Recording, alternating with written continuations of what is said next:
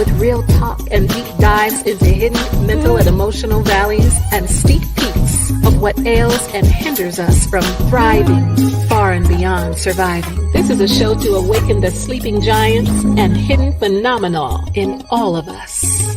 R&R. Welcome.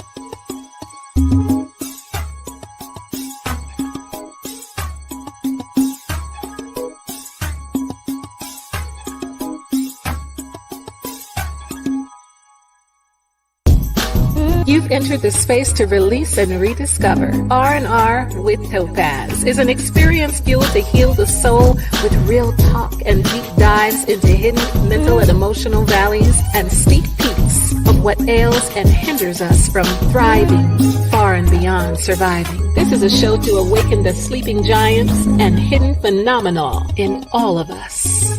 R&R. Welcome.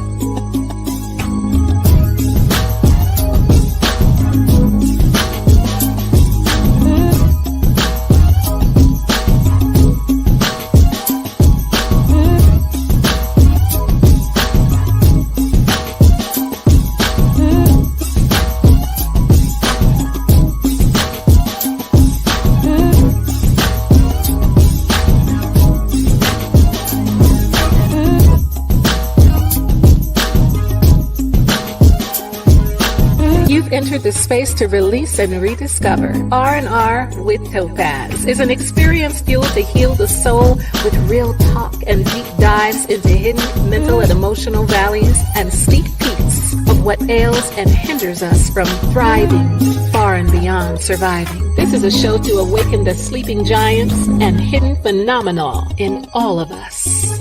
R&R. Welcome.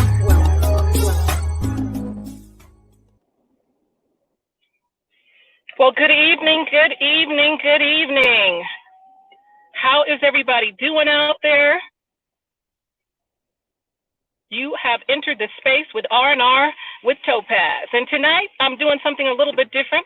So you're going to have to bear with me, my viewing audience, because I am sitting in the parking lot, just arrived at this Cherry Creek School District School Board meeting because there is so much controversy going on with regard to Cherry Creek schools and what's happening with everything that is about to change. And of course, they are, we have a lot of conservative parents and Republicans that are fighting against the change in Cherry Creek schools. So as soon as my show is over this evening, I will be going into that meeting to represent our community, to represent our Black students, and to be a part of the process to ensure that that they are getting their needs met, and that all of the folks that are representing the far right extreme are not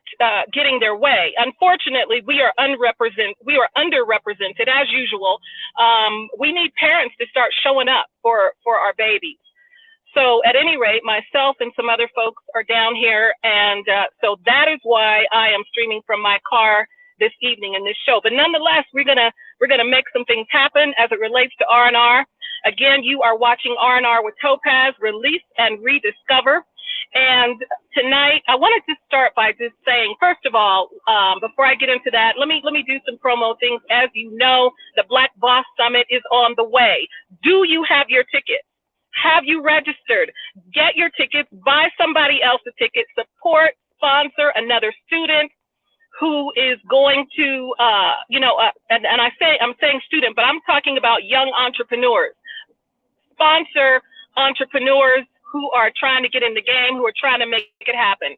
The Black Boss Summit is going to be off the chain as always. The keynote speaker is Hill Harper. That's right, Mr. Hill Harper himself, and most of you know he does own his own Bitcoin wallet. So let's give it up for Mr. Hill Harper. The weekend is packed, starting on Friday, September the 10th, with the Pitch Black competition, the finals, the 6 folks who made it that far. So we want to get in there and see who's going to win the big pocket, the big dollars for the Pitch Black finals. And those are entrepreneurs who have brought their A game and who are going to show up on that Friday night and make some things happen. Then we have the full day conference on that Saturday with speakers and a half a day on Sunday. So come on out. By the way, Friday night we'll have a rooftop party to end the evening. Then we have Saturday, Sunday there is a brunch, and there is a wind down follow that. There is a power packed panel for Sunday. Just the whole weekend will be worth your while. I don't care where you're watching from. Get a plane ticket. Come on to Denver, Colorado. You've been looking for an excuse to show up. And if you can't get here in person, tune in virtually. That's right, the Black Boss Summit, September the 10th through the 12th. Tickets are affordable, $249, or you can get your ticket for the Pitch Black or the rooftop event if you want to just do separate events. We're still looking for sponsors. If you want to sponsor the event, make sure that you reach out to blackbosssummit.com. The CTN Media is a Black media platform. That's right, Black media, where we are changing the narrative, and powered by BBI. Powered by BBI, just shows that are relevant to our community, to educate, to inform, and to empower. All right, so make sure you like, subscribe, and share CTN Media platform, R&R, 7 Generations Black, the resource report, and lots of other educational things happening to support our community with CTN. So with that said, I want to just pause for a moment, because there have been some things happening in this community that I just want to acknowledge. This weekend, there were 2 Black women, 2 women who were shot in domestic violence incidents. 2 separate incidents in Aurora this weekend.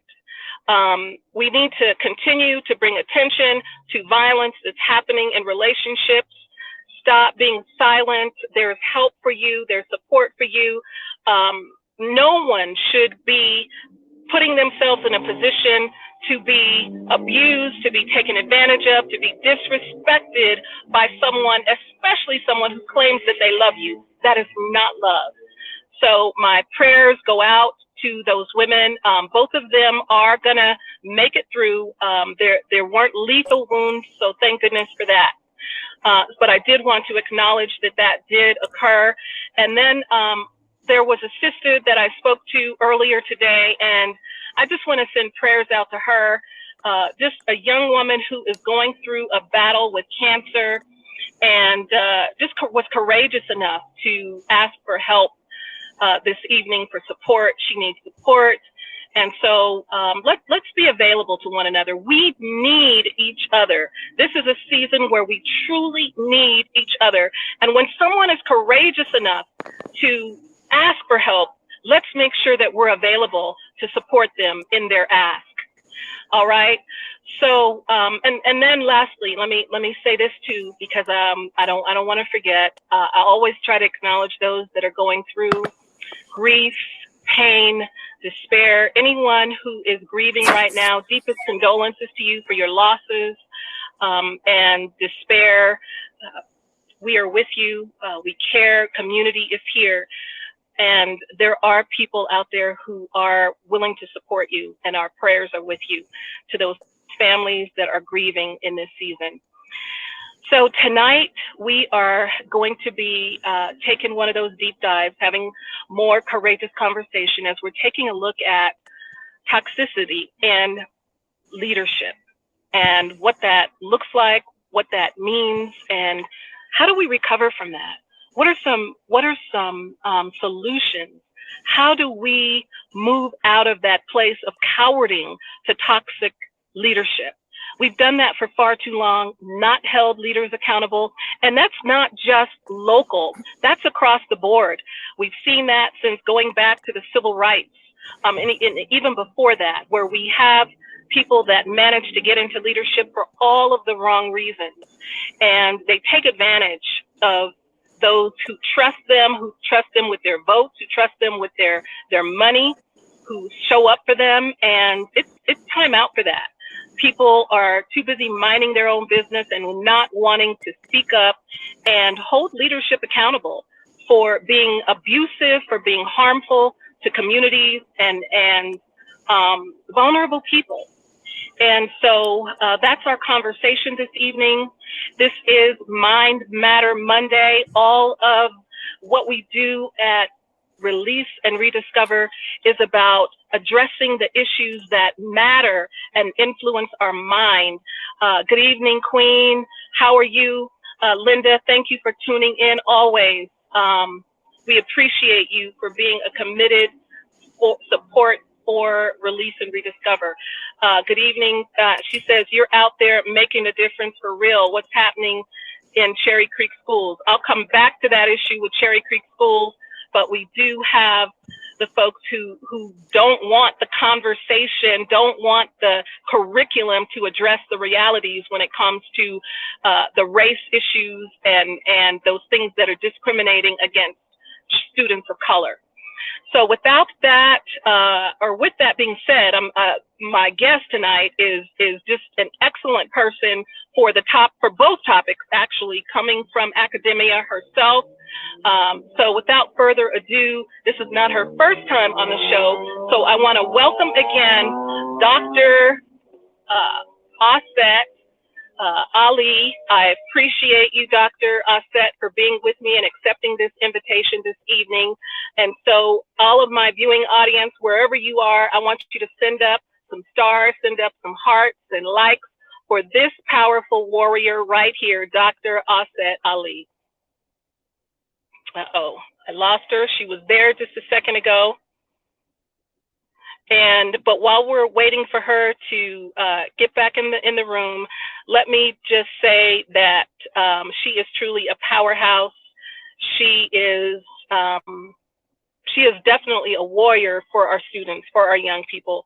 She shows up for them. She's got a school that she is in the process of putting together, building a program now, I believe in Oklahoma, she told me, or is it Oklahoma? Well, hopefully when she gets on here, she'll be able to correct that for me. Know exactly where that is. I'm pushing buttons in my car that shouldn't be pushed. Trying to get some more lighting in here because every time I roll down the window, I've got motorcycles and stuff driving by. But nonetheless, are we having some technical difficulties with Dr. Ali getting in?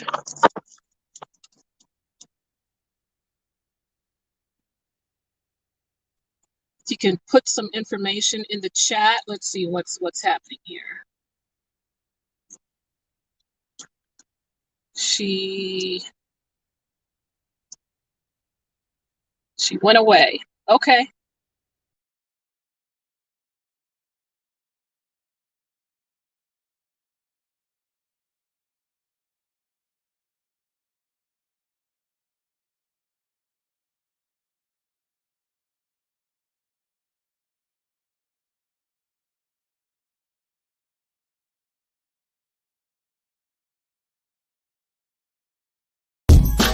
You've entered the space to release and rediscover. R&R with Topazz is an experience fueled to heal the soul with real talk and deep dives into hidden mental and emotional valleys and steep peaks of what ails and hinders us from thriving far and beyond surviving. This is a show to awaken the sleeping giants and hidden phenomenal in all of us.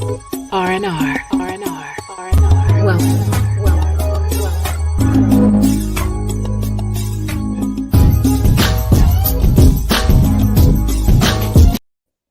All right. My apologies. See what happens when you're not as technically savvy as you need to be. I apologize for that. Welcome back, Dr. Ali. We both dropped off there for a second, but we're back. All right. Okay. All right. So I was just sharing with the viewing audience just before you disappeared that you are opening a school. I believe that school, is it in Oklahoma, or where did you tell me that was? Okay, I was right. In Oklahoma. And so I was sharing with the audience that I'm out here just getting ready to go into this school district meeting for Cherry Creek Schools. And when we're done with the show, so that's why I am recording from the car because their meeting started at 7 as well.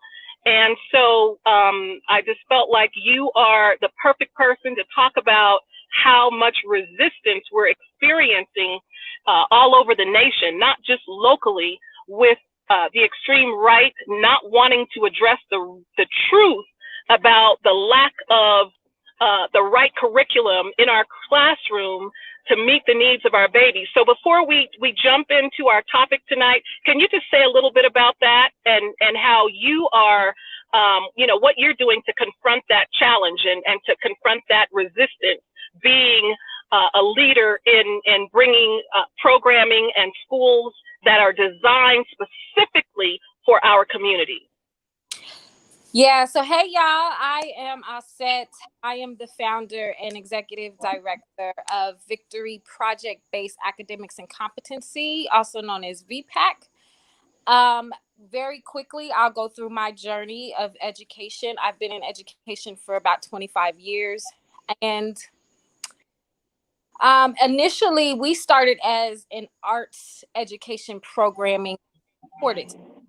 So we came into public education as an elective and an after-school programming that we offered. We were a part of every single let me say that again. We were part of every Black and Brown charter school, as well as district schools in Cherry Creek, APS, and DPS. And then they began to close all of the mom and pop Black and Brown red charter schools. So community asked us to open up a charter school. We went through that route. We piloted for this past summer was our 8th year of piloting.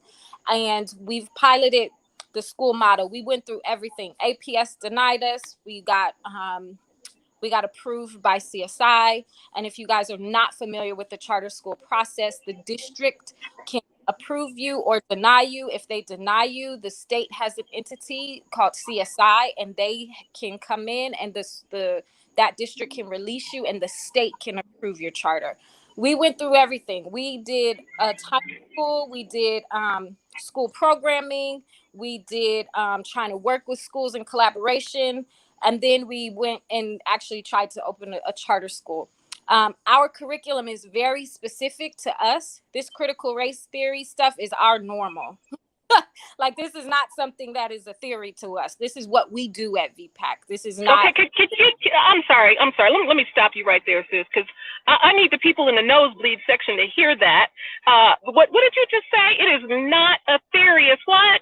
It's reality. So this is actually, and I've actually created an entire instructional model called systemic truth learning method. This is way before, well, it wasn't way before. Critical race theory has actually been in existence for a very long time, but implementing it into education, I've actually created an instructional model that I've worked on for about 5 years. And that's our instructional model of leading when it comes to VPAC. And it is based off of systemic truth, giving the students systemic truth. And we actually do this. We know this as Black folks. We do this is our normal. We do this. Okay. So and basically what happened was during COVID, we had to address some really harsh truths, right? In education. I think everybody it was exaggerated for people to see. So much so that I even opened up my personal home to ensure that our students did not lose instruction time. So I basically opened the school in my home. Again, this is our normal. This is how Black folks do. We do everything starts in our home. This is what we do. Schoolhouse, the reason why it's called schoolhouse, because it started in the house, right? And so the history of that, and we were giving this to our students. Make a very long story short, the powers that be did not like the way that I chose and will continue to choose to educate, and that is putting my students first, putting my families first. We had families that were facing homelessness, and we took them in. We had families that were doing whatever, and this is not, and when it's not a theory and it's your reality, you see it in real action. You show up different. You show up real different. Really different. And the education system, y'all, let me tell you, education is the most important system of oppression. We are in it for the longest, and it starts literally from 8 weeks old. And if you go on to get as much education as I have into your doctorate, you are well into your 40s of being in this systemic oppression. So I need us to understand that all other systems of oppression start and are rooted in education. That's why they can say, how did you score on your test in 3rd grade and predict your prison bed? Because that system is directly tied to the education system. And so there was some very, very harsh realities that also tie into toxicity of leadership. And I made the decision to say, I cannot be engaged in public education whatsoever, because it is not going to liberate us. It is designed to do exactly what it was designed to do. It's doing that. And you're speaking to someone who I tried to go in the system to change the system. That is not real, y'all. Not when it is embedded in this way. And so I have decided to shift into an independent school model, and the liberation is tremendous when our adults are healthy and they can teach without having to teach students to test, because we do not participate in standardized testing. We do not participate in anything that is oppressive. And so and let me say this too, we started in Colorado. And it was and COVID showed us that we were able to do online school very effectively. So I don't want the people in Colorado to think that VPAC left. No, we did not. We still will be doing programming. We still are doing everything that we've always done in community. OKC just opened up because the ancestors said, Oklahoma, it's time for that Tulsa reckoning, and the ancestors decided that VPAC and myself were a part of that reckoning and that reconciliation, and we got a full property. So that is how OKC happened. But please know, we're doing online school. We still will be doing programming. We still will be doing everything that we're doing. I am still in Colorado, very, very often, a lot through the month. But please know that, like, in order for us to really get the results that we want, we have to really disengage. And it's going to take some courageous people who are ready to say, I am going to say no to any part of a system that oppresses our people.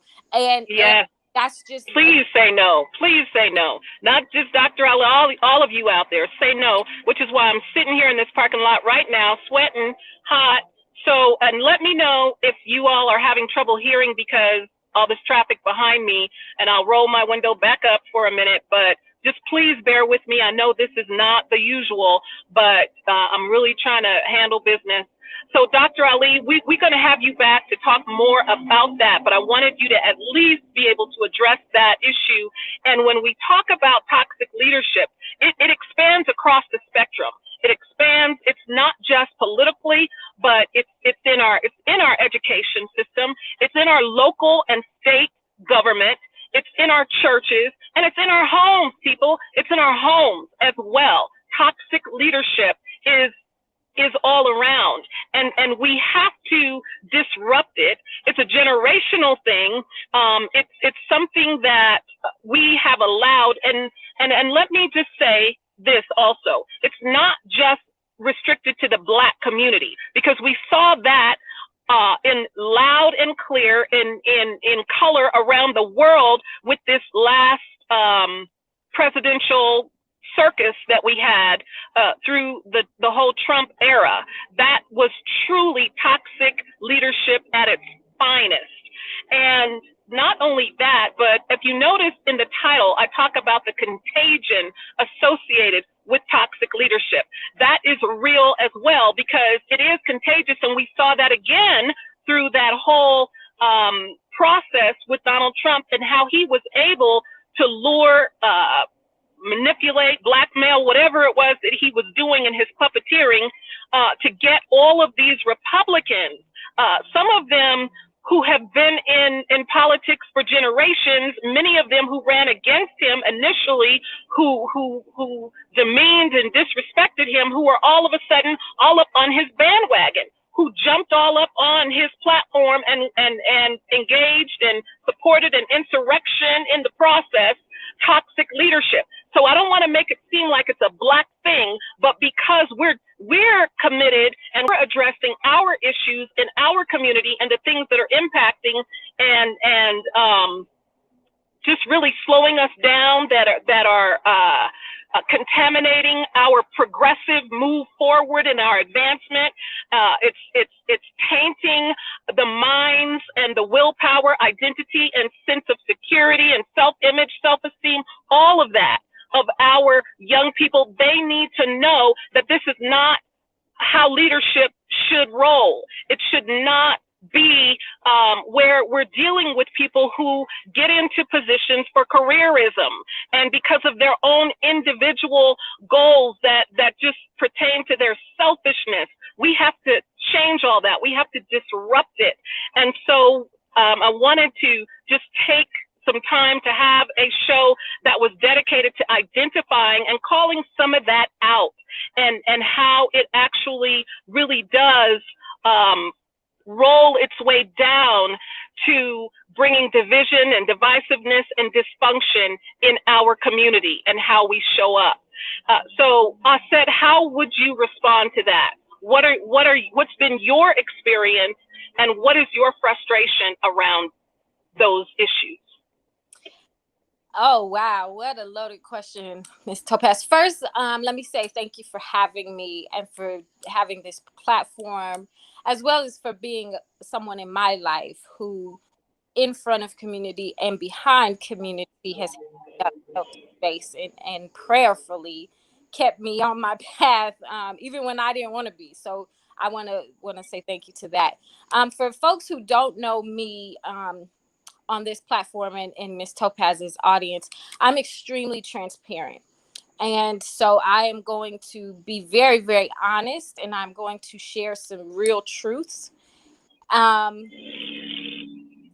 so the first thing I want to say is I have been in quote unquote leadership um, for about, I would say about 15 to 20 years.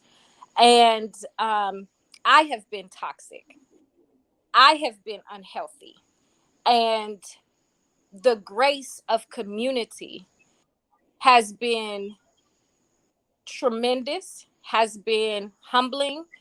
And I know that a lot of that has to do with my transparency, right? That I have, when I mess up, when I have needed to be held accountable, I have come to the community that I serve, and sought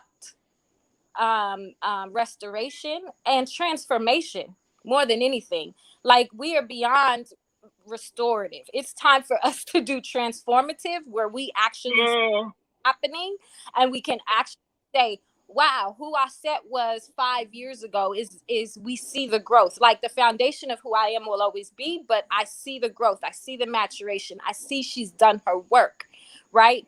Can I chime in for just a moment? I don't want you to lose your thought, but I just want to say amen to that, because I've seen, I'm a witness to her growth. I'm a witness to that maturing, and to her investment and sacrifice to be able to get to where she is. I just needed to say that. Thank you. Thank you. That means a lot coming from you. So it's been and let me say, in my early days of leadership, you know, I come from the generation where the torch was not properly passed, right? So the torch was not, we didn't have proper guidance. We had mentors, but we didn't have proper transferring of the torch and saying, all right, because the leaders, when I was coming up, wanted to stay the leaders until they were 80, and didn't really do a clear transformation of power, and saying, like, now I have to mature and become, right. So there was a lot of hoorah in me. There was a lot of calling folks out in me. There was a whole bunch of wow. So let me say that the first real toxicity of myself, that was just on a grand scheme, where it actually impacted others, was in my abusive relationship. So I was in an abusive relationship with someone who was a leader in the community, right? And my toxicity seeped out. And there's really no excuse. There's no excuse. I can't, I am at a place where I no longer blame Halim, and I'm talking about Halim Ali. I can say his name boldly.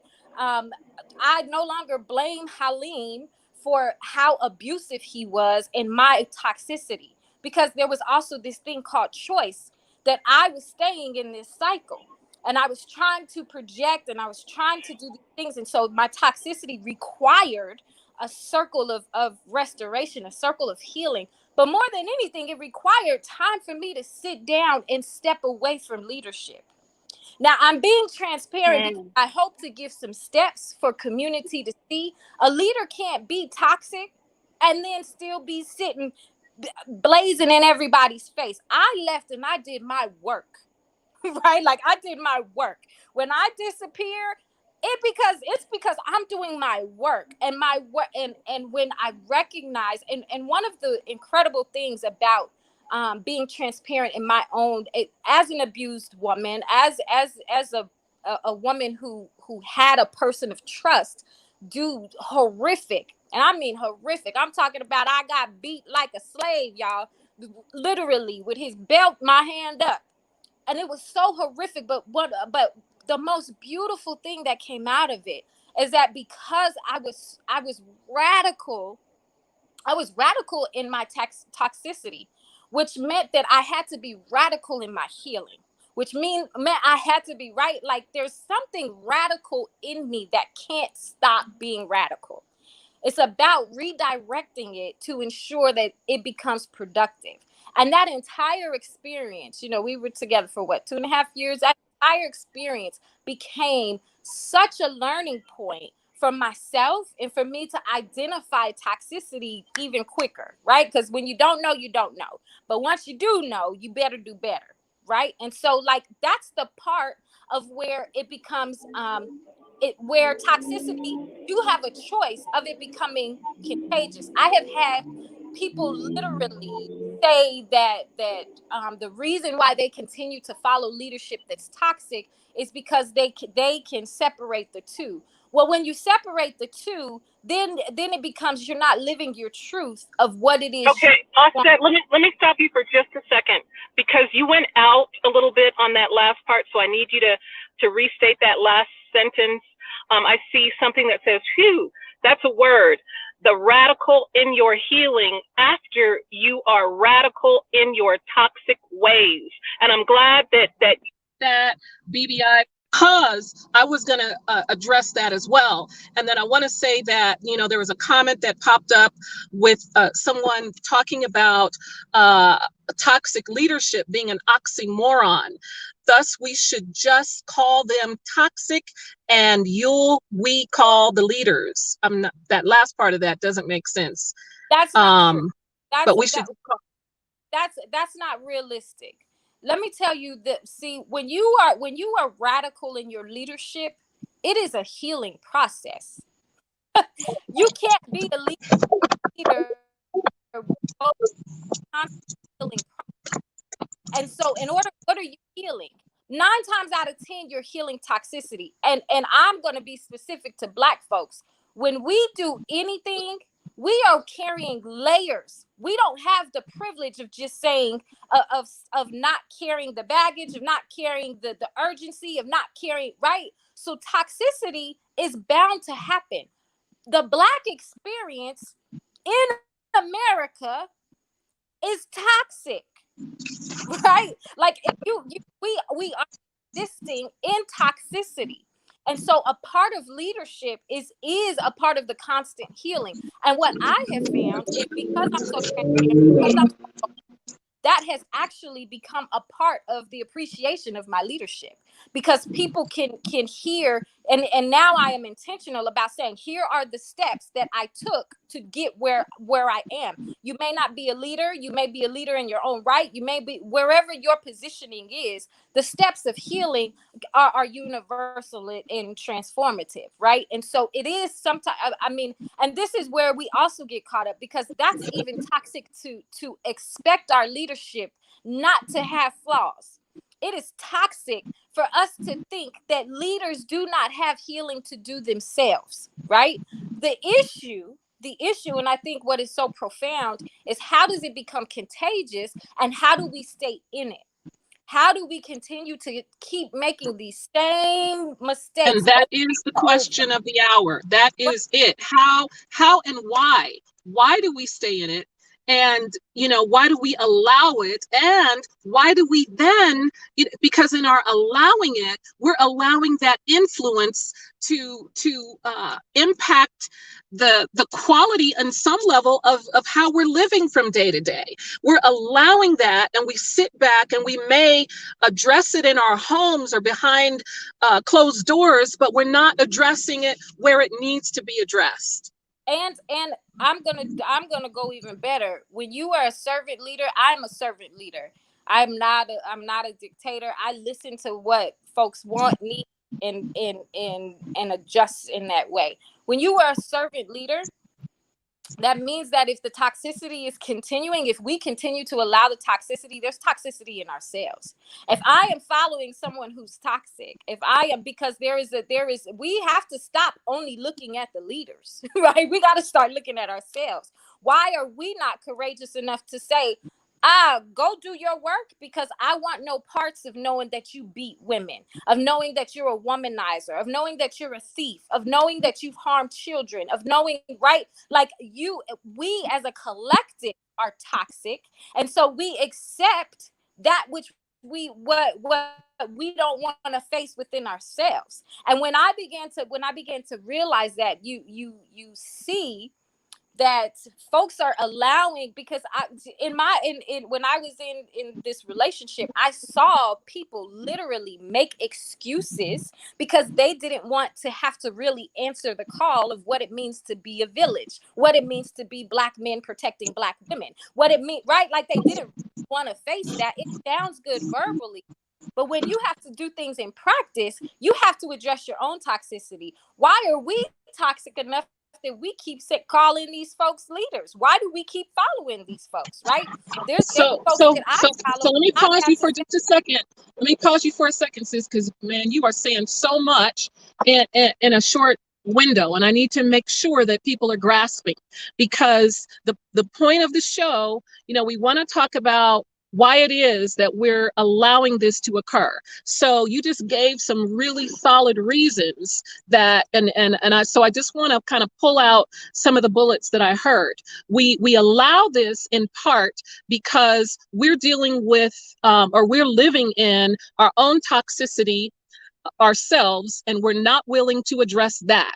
So we have to begin with addressing our own issues. And I heard you say that we can't separate, or it's difficult to separate toxicity from leadership if the leader is toxic. You can't separate that. And so when we're willing to do our own work, and when we're willing, and what I heard you also say earlier is that we have to be willing to take the time away from the position of leadership in order to do the healing that's necessary before we continue to contaminate. We need to be willing to acknowledge and own that, and then go away for a minute, sit down, be seated, heal before we come back. I mean, and that makes sense because we see that in every other area, even in sports. Let's look at sports for a minute. Here we had a sister who recognized what was happening with her mental health. She recognized that she was struggling. And even at the risk of losing everything, from endorsements to credibility, everything, she said, you know what, this is what I have to do for myself. I am not well enough to get up here and perform at my best, at my excellence. So I need to step away. And here are all these people. Here's a whole team that I've been helping to mentor and coach who can step up and do what needs to be done. And at the risk of losing it all, including those who supported her and all of that, I'm willing I need to take care of myself. I need to do that. So I wanted to bring that into this conversation because I think that is a perfect example of someone who is doing exactly what I'm hearing you say needs to be done. Even in your own personal example, you were willing and even willing to openly acknowledge that on this platform, that you saw that there were some areas that you needed healing, and you took the time to get that done. So I just want to pause for a minute. I want to give our viewing audience an opportunity to breathe, to just breathe and release and just process what you're hearing. Process the fact that you're hearing this powerful warrior acknowledge her own stuff through her journey, to take responsibility for that, because those are the things that a true leader does. And I believe that Simone Biles has a level of respect that is on a whole nother level now from most people, at least from healthy people who can understand. Now, there are some selfish, radical right-wingers out there who will never get it. But my respect for her is on a whole nother level. And I believe that is the case for most people. And when people are willing to be honest and truly acknowledge that, you know what, I'm not perfect. Like you said, none of us are. All of our leaders at the highest level have flaws. Our parents have flaws. Our local, state, and at every level, churches, even when, Christians, people start judging Christians and people who are in whatever form of religion, expecting them to be perfect. We're not. No, I don't care who it is, but we have to acknowledge, and really we have another level of responsibility when we are in a position to influence the lives of others. We have to take the time to heal ourselves, to step away, realize when we're hurting others, when we're in a position to harm others, and approach that very differently. So I just wanted to make sure that people really got that before you moved past that, because those were some real gems that you gave to our viewing audience. And I don't want anybody to miss that, because sometimes our minds get to going and we're trying to catch everything that's being said, that we miss some things along the way. So I just wanted to just create that moment of pause. So with that, go ahead, sis.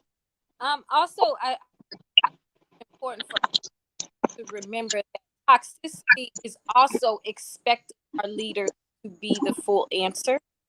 Toxicity is also expecting our leaders not to have flaws. That's also very toxic, because that's what creates this illusion of needing to be perfect.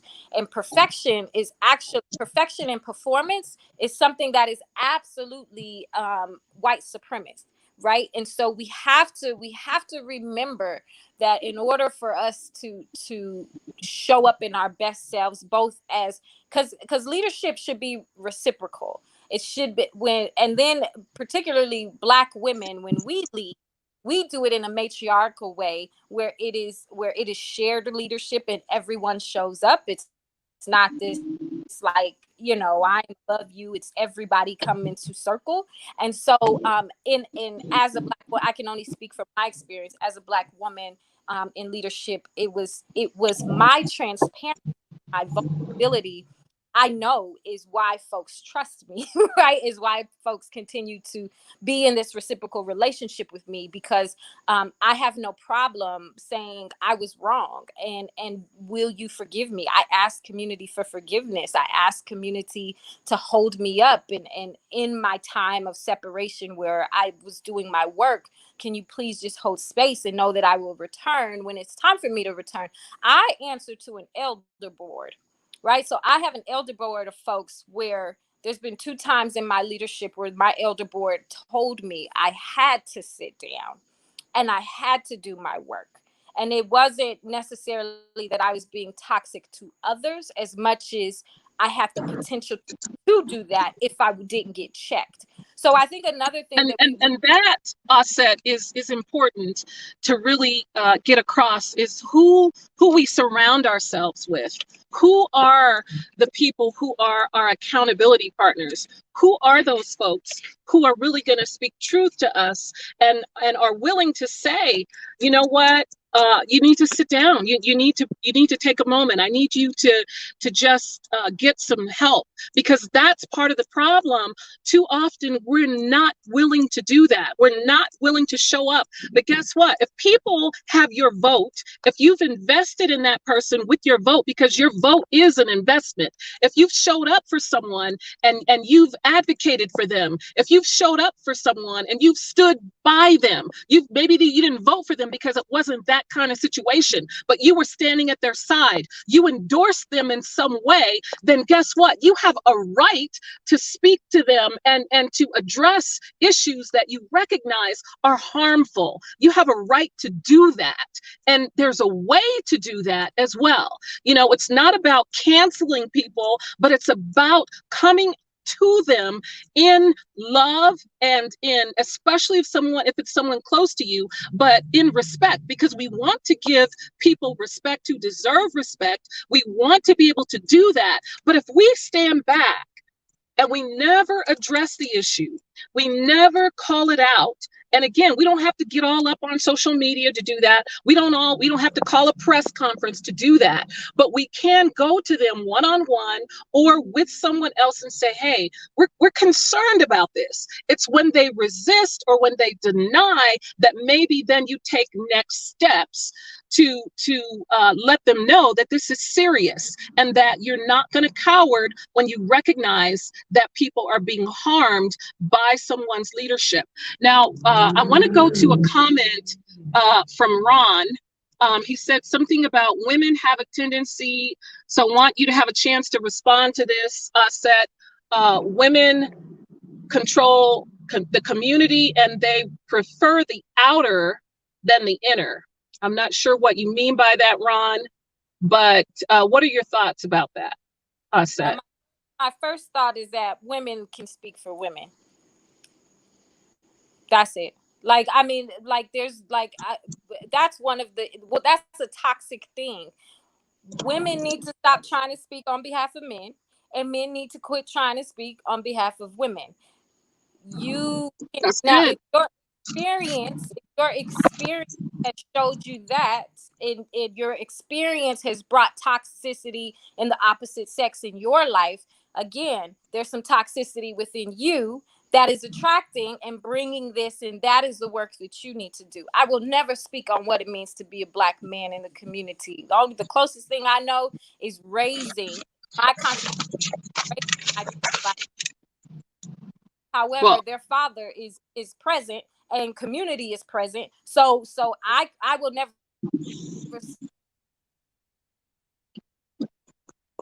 and I'm going to have Not to even a agree with you. request. You kind of froze for a minute there, Aset. Go ahead, though. I'm sorry. Yeah, we can hear you now. Go ahead.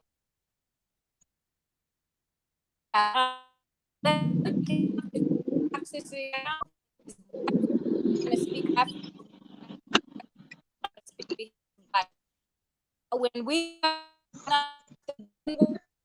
we have a conversation, Okay,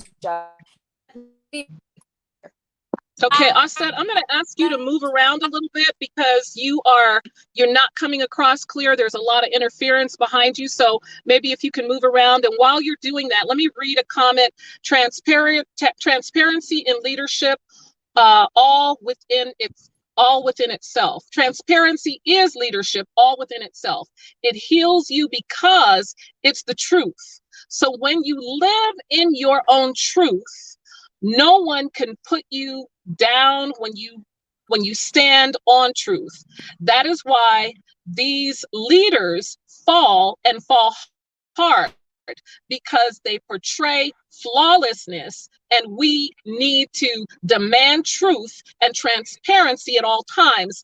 And thank you for that, Linda. And also in our own, just recognizing and not having unrealistic expectations of people, not having that unrealistic expectation. So if we can, I want to do a couple of things before we're out of time, because we're almost out of time. So can we talk about some things that evidence toxicity? Pull out a couple of things there that evidence toxicity in relationships. And Ron, if you're still out there, then I'm going to ask you if you have a response to what you heard Dr. Aset say in response to your question. If you have a comment that you want to say, I saw somebody say basically a amen, drop the mic to what Dr. Ali had to say about that.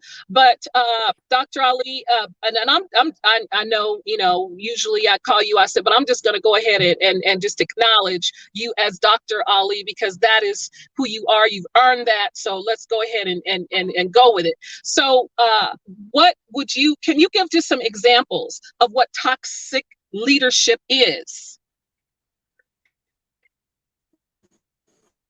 Leadership is the attempt to be perfect, is the attempt to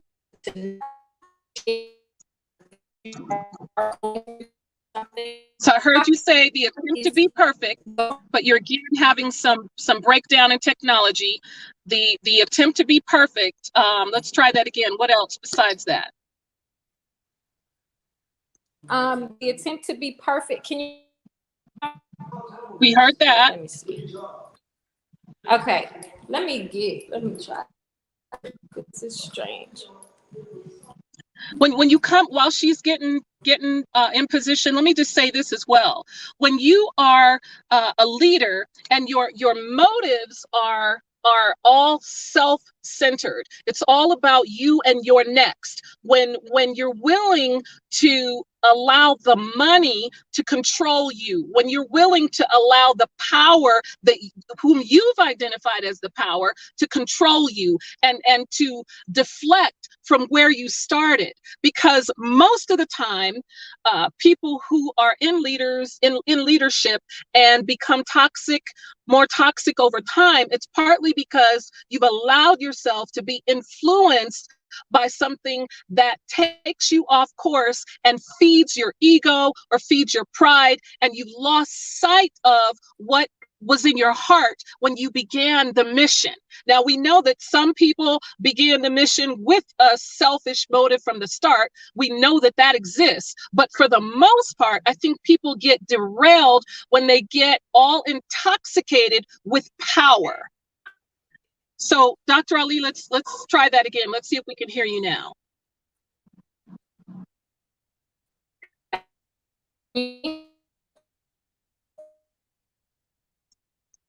Unfortunately not. Unfortunately not. It's like an echo chamber. Try saying something again. Hear me now? Yes, yes. You might have to be in the shadow, but at least we can hear you.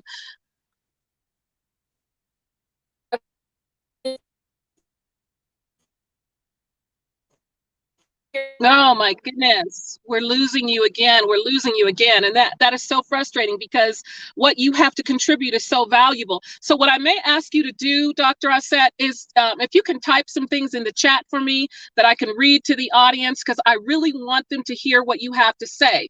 And because what you have to say is so valuable. You are so brilliant and so insightful. So I really want to make sure that we get some of that out before we lose our time here. So again, you're watching R&R with Topazz. This is Release and Rediscover. So for those of you out there that may be frustrated, and one of the things about talking about these kind of topics, when we're getting into the things that are happening in our community that have been going on for generations and generations, sometimes it leaves us hopeless because we just feel we get in this mindset that nothing's ever going to change. We're never going to make a difference. And that's a lie. I denounce that. That is not a truth. We can make changes happen, and we make those changes happen in increments. And every step counts for every person that does the work, and especially when they're in a position of power and influence. It matters. It makes a difference. We may not see that across the board as a nation and even as an entire community, but if your household changes, if your community changes, if your church or school changes, it matters. And so you, as a leader, all those out there, you have a responsibility. And we need to do more collectively. Okay, Dr. Aset is back. Let's see if we can hear you now.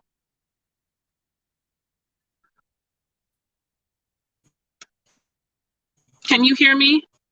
Thank you, ladies. I needed to hear this. I appreciate that. She broke the mic when it dropped. Can you?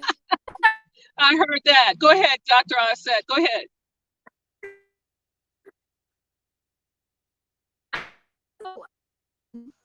We can't hear you. When you lie to the people for your own gain, you have lost the sight of your community. Absolutely, absolutely. Thank you. Thank you, Miss Vegas. Aset, go ahead, let's see. Keep talking. Let's see if we can hear you.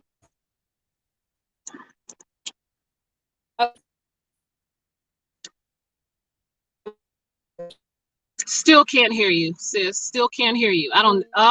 The enemy is horrible. Does not want you to get this out. I'm gonna give you a little more time. Okay, you might have to reposition again. And I can tell when we can't hear you because you're frozen. And when you're frozen, I know we're not going to be able to hear you. So again, so how do we recover? How do we recover as community? We have to be intentional in working on unity, working on unifying, working on coming together and respecting the fact that we have differences. And thank God we have differences. Thank God that we're not all operating as robots and coming from exactly the same words and exactly the same mindset. We are free thinkers. We are, you know, even God gave us that ability of freedom of choice. We get to make choices. And so in those choices and through our own individual experiences, our values, our morals are designed and grown and developed out of that. And so through that, we are going to come to the space with different insight and different different priorities. So let's begin to respect the differences, as long as they're not hurting anyone. If it's not harmful, if it's not damaging anyone, then let's honor that person in that position. But for whomever is in a position of leadership that has access to your community, who has access to your children, who has access to your mind, to your opportunities to move forward, and if they're doing something that is not in alignment with integrity and good ethics or values or morals, then step to that person. Figure out a way, send messages to your congressman, to the mayor, to your pastor, whomever it may be. Let them know that, you're not okay with how they're showing up and how they're representing you. It is critical. Let's see, the internet is not always allowing you to feed our soul this evening. Oh my goodness. So does that mean that I'm not coming through either? Kill the ego, don't capitalize. Yes, definitely, we have to work on that ego stuff. Being humble is key. Taking on a position of humility. We have to recognize that is part of being a good leader. It's not all about, even always showing up as the greatest, because a good leader recognizes that there are people who have strengths that they bring to the table that may be a greater strength than you have in that area. And one of the things that I try to do consistently is commit myself to building a team that reflects their strengths, reflect, support and cover or stand in the way of my weaknesses, because I know I don't have strengths in every area.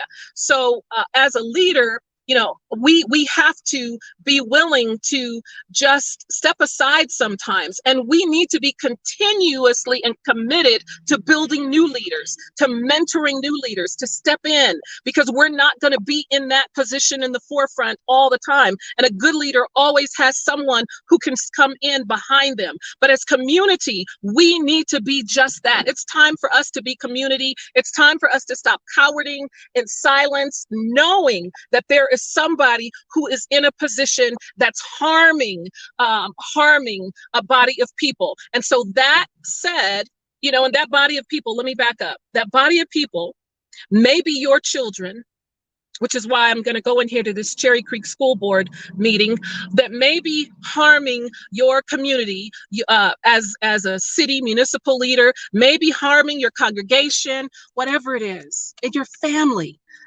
It may be someone who's been the matriarch for generations, and you realize, wow, all this time, that was not okay.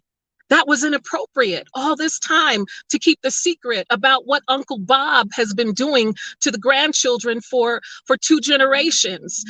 It's not okay that the matriarch has been communicating and teaching the women in the family to submit to abuse and disrespect. That's not okay. So at every level, toxicity may exist. And if we can begin to cleanse it from ourselves, from our families, then as our young leaders progress to the point to where now they have greater influence, then we have a greater opportunity of having healthy leaders in front of us. And just because someone their flaws are magnified, or their flaws are evident, does not necessarily mean that they're not a good leader. What begins to discredit them is their denial about it, how they respond when it's obvious that there is a problem. that's when maybe that person needs to be seated. Maybe that's when that person needs to exit, because they're not even willing to get the help that they need.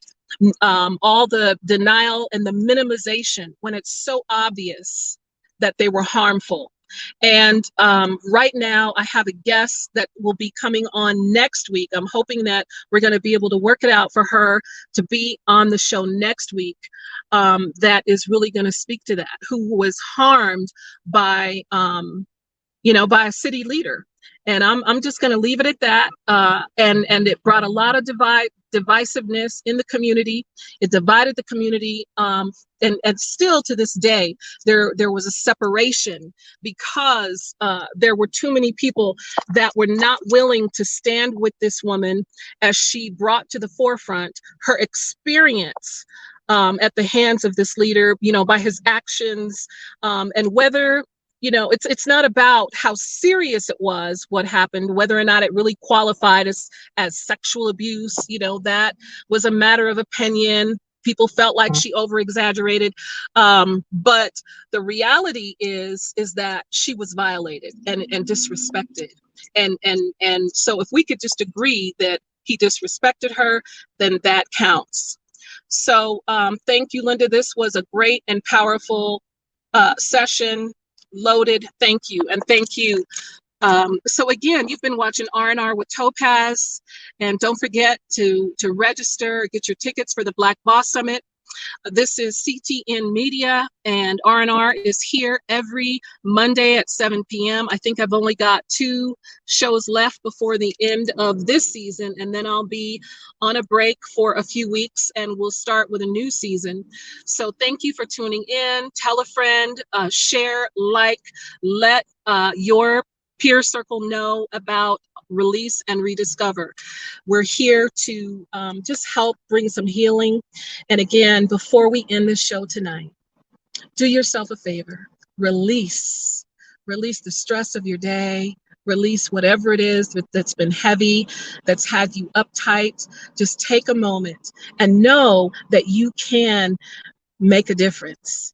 You make a difference. Collectively, we are revolutionary and we are radical, but it takes every single one of us to be that change. So peace and blessings to you. Thank you again for watching. Thank you, Set, Dr. Ali, for being my guest this evening. We'll have to do it again. I'm so sorry that technology was our enemy this evening and just interrupted the whole process, well, a lot of the process, but I'm glad that you were able to get out all that you got out in the beginning. Peace and blessings to all of you. Thank you for sticking with us tonight. We'll see you on Monday at 7 p.m. Good night.